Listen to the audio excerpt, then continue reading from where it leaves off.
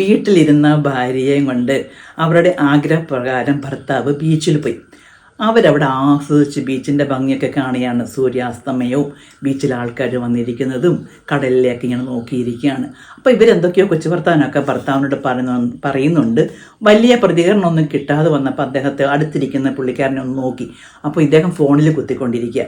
ഭാര്യയ്ക്ക് ഭയങ്കര ഇറിറ്റേഷൻ വന്നു. നിങ്ങളിങ്ങനെ ഫോണിൽ കുത്തിയിരിക്കാനായിരുന്നെങ്കിൽ എന്തിനാണ് ഇവിടെ വന്നത് എന്ന് ചോദിച്ചു. അപ്പം പുള്ളിക്കാരൻ നിൻ്റെ ആഗ്രഹമല്ലായിരുന്നു ബീച്ചിൽ വരണം, നിന്നെ ഇവിടെ കൊണ്ടുവന്നില്ലേ, പിന്നെ എന്തിനാണ് നീ വെറുതെ എന്നെ വഴക്കുണ്ടാക്കുന്നത്? പക്ഷേ ഇവിടെ ആ ഭാര്യയ്ക്ക് എന്താണ് ആവശ്യം? ബീച്ചിൽ വന്നിരിക്കുക എന്നുള്ളത് മാത്രമല്ല, നിങ്ങളുടെ അറ്റൻഷനാണ്.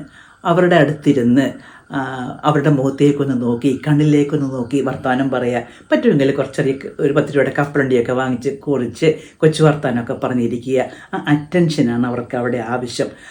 അങ്ങനെയുള്ള പെരുമാറ്റങ്ങൾ നിങ്ങളുടെ ഉള്ളിൽ നിങ്ങളുടെ ഇടയിൽ ഒരു പ്രത്യേക ഊർജ്ജം ഉണ്ടാക്കും, അതായത് സ്നേഹോർജ്ജം. ഈ സ്നേഹോർജ്ജം ബന്ധങ്ങളെ വളരെ ശക്തിപ്പെടുത്തുന്നതാണ്. നമ്മുടെ എല്ലാ ബന്ധങ്ങളിൽ ഇങ്ങനെ സ്നേഹോർജ്ജം ഉൽപ്പാദിപ്പിക്കുന്ന പെരുമാറ്റങ്ങൾ എല്ലാവരിലും ഉണ്ടാകട്ടെ.